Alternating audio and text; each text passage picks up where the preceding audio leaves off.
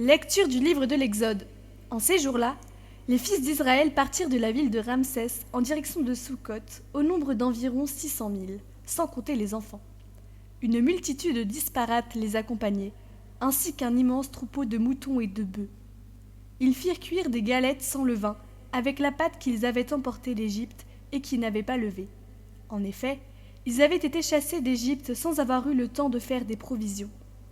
Le séjour des fils d'Israël en Égypte avait duré 430 ans. Et c'est au bout de 430 ans, c'est en ce jour même, que toutes les armées du Seigneur sortirent du pays d'Égypte. Ce fut une nuit de veille pour le Seigneur quand il fit sortir d'Égypte les fils d'Israël. Ce doit être pour eux, de génération en génération, une nuit de veille en l'honneur du Seigneur.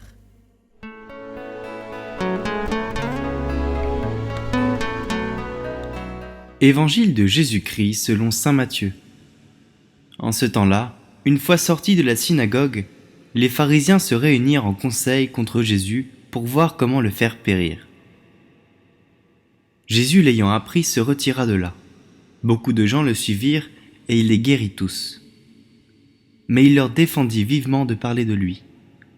Ainsi devait s'accomplir la parole prononcée par le prophète Isaïe.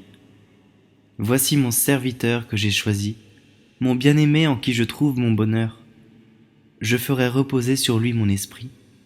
Aux nations il fera connaître le jugement.